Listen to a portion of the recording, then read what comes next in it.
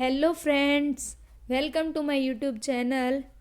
तो हम रिवीजन कर रहे थे, अपना हिस्ट्री रिवीजन सीरीज चली हुई थी। तो आज हमारी क्लास नंबर है 11th।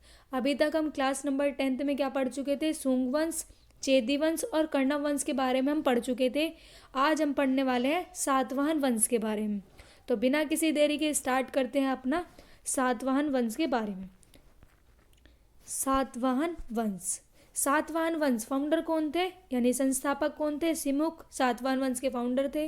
भाषा कौन सी थी सातवाहन वंश की? प्राकृत भाषा थी। धर्म कौन से धर्म को मानते थे? ब्राह्मण धर्म को मानते थे। राजधानी क्या थी? प्रतिष्ठान पैठान, जो कहाँ पर है? महाराष्ट्र में, और गोदावरी नदी पर है। अब सातवाहन वंश के बारे में हमें जानकारी कहाँ से मिलती है, यानी कौन से अभिलेख से सातवाहन वंश के बारे में हमें पता चलता है? वो पता चलता है हमें नागनिका अभिलेख से, नासिक अभिलेख और हाथी गुम्फा अभिलेख से हमें सातवाहन वंश के बारे में पता चलता है। तो संस्थापक कौन थे? सिमुक। सिमुक के बाद गद्दी पर कौन बैठेगा, यानी उनका उत्तराधिकारी कौन होगा? सातकर्णी प्रथम। सातकर्णी प्रथम बैठेगा गद्दी पर नेक्स्ट। और उपाधि कौन कौन सी दी हुई है? दक्षिण पदपति और प्रतिष्ठानपति। किसे? सातकर्णी प्रथम को। राजधानी क्या थी? अमरावती राजधानी बनाई। और 2 अश्वमेध यज्ञ और एक राज सूर्य यज्ञ करवाया। सातकर्णी प्रथम ने कौन से? 2 अश्वमेध यज्ञ और एक राज सूर्य अभिलेख यज्ञ करवाया। फिर है सातकर्णी प्रथम का नाम क्या था? नाम एल्डर सैरागोन, यानी पूछा जाता है एल्डर सैरागोन को किस, मतलब एल्डर सैरागोन को जाना जाता है। ऑप्शन दिया होगा सातकर्णी प्रथम या फिर सिमुक, वासुदेव, ऑप्शन में दिए होंगे। तो किसे जाना जाता है? सातकर्णी प्रथम को जाना जाता है। बुक कौन सी थी? बुक थी Periplus of the Erythraean sea. Periplus of the Erythraean sea book किसकी थी? वो थी एल्डर सैरागोन की। और क्या था उसके बारे में? यूनान और मौर्य साम्राज्य के बारे में व्यापार था उसमें। मतलब किस चीज़ से संबंधित थी? यूनान व मौर्य साम्राज्य के व्यापार से संबंधित थी book Periplus of the Erythraean सी। और भूमिदान की जो प्रथा थी वो किसने शुरू करी थी? वो करी थी सातकर्णी प्रथम ने शुरू करी थी भूमिदान की प्रथा। और यह हमें कहाँ से पता चलता है?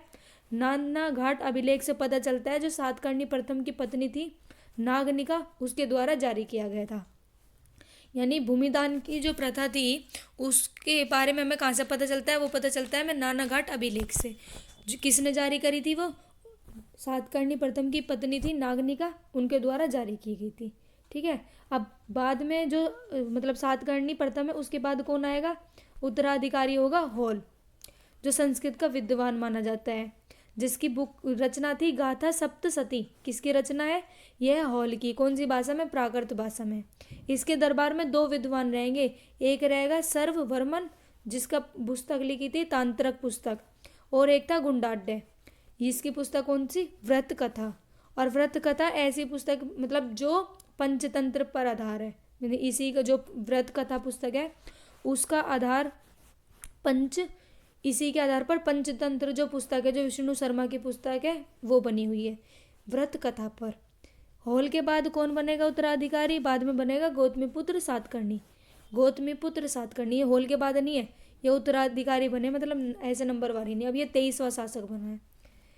और सातवाहन वंश का पुनर्संस्थापक कौन कहलाए? गौतमीपुत्र सातकर्णी। और संस्थापक वैसे कौन था? सिमुक था। उपाधि कौन सी थी? अद्वितीय ब्राह्मण, एका ब्राह्मण, त्रिसमुद्रपति और वेणकटक स्वामी। किसकी उपाधि है? गौतमीपुत्र सातकर्णी की। माता का क्या नाम था?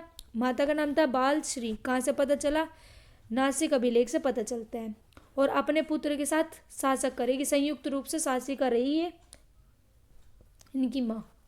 किसकी माँ? गौतमीपुत्र सातकर्णी की माता जो थी बलश्री, वो भी इनके साथ शासन में रही, यानी शासिका बनकर रही। कौन सा अभिलेख से पता चला? नासिक अभिलेख से।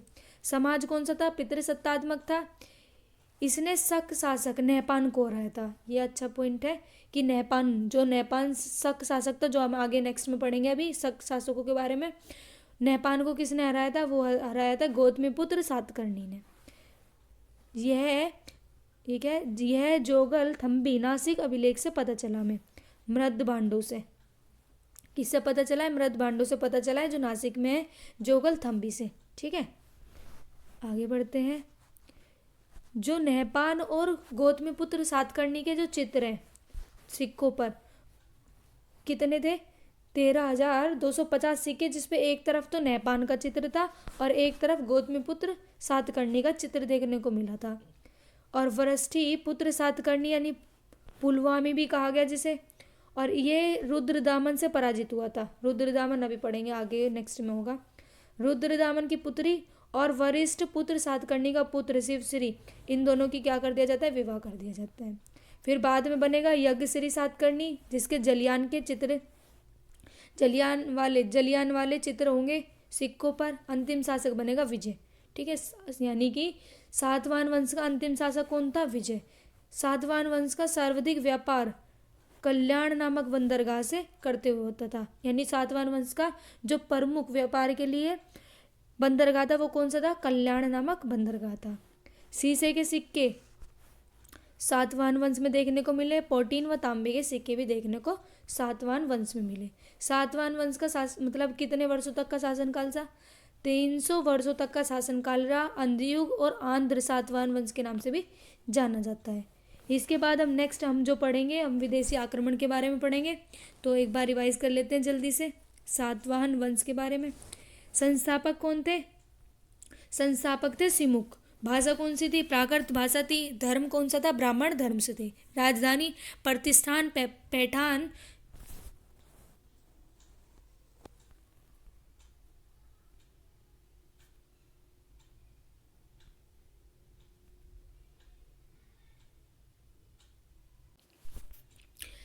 राजधानी क्या थी? प्रतिष्ठान पैठान, जो उसमें महाराष्ट्र में गोदावरी नदी पर। कहाँ से देखने पता चलता है हमें सातवाहन वंश के बारे में? नागनिका अभिलेख, नासिक अभिलेख और हाथी गुम्फा अभिलेख से हमें पता चलता है। ठीक है, और उसी मुख के बाद जो नेक्स्ट गद्दी पर बैठा वो कौन था? सातकर्णी प्रथम। उपाधि कौन सी थी? दक्षिण पदपति, प्रतिष्ठानपति। राजधानी क्या थी? अमरावती। 2 अश्वमेध करवाए और एक राजसूर्य यज्ञ करवाया। सातकर्णी प्रथम का नाम क्या था? एल्डर सेरागोन। बुक कौन सी थी? पेरिप्लस ऑफ द एरिथियन सी। यूनान और मौर्य साम्राज्य के बारे में व्यापार से संबंधित बुक है ये। और भूमिदान की प्रथा कहाँ से देखने को पता चलती है? नानाघाटा अभिलेख से पता चलती है। और सातकर्णी जो पत्नी है उनकी, सातकर्णी प्रथम की पत्नी नागनिका द्वारा जारी किया गया था। फिर था नेक्स्ट सातकर्णी प्रथम का उत्तराधिकारी, यानी उनके बाद जो उनका शासक बना वो कौन था? हॉल था, जो संस्कृत का विद्वान भी रहा। और गाथा सप्तशती की रचना कौन सी भाषा में करी थी? प्राकृत भाषा की थी।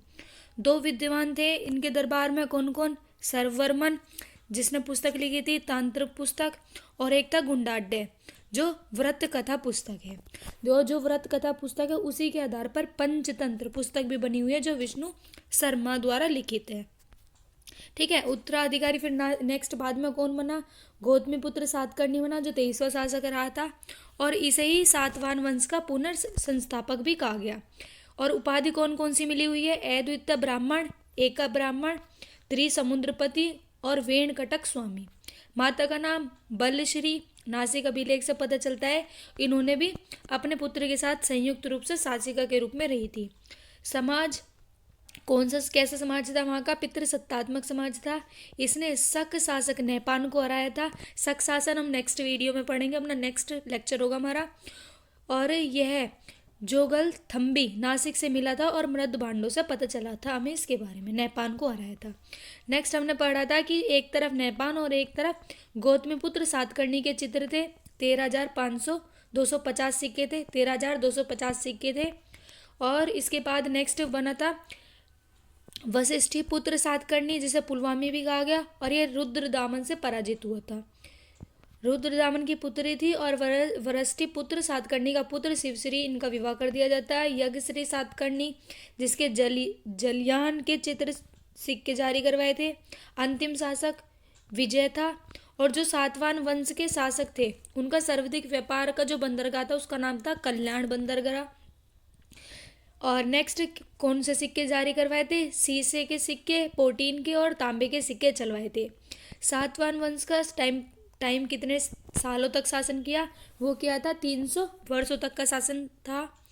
और इस वाले सातवाहन वंश को अंधी युग व आंध्र सातवाहन वंश के नाम से भी जाना जाता है।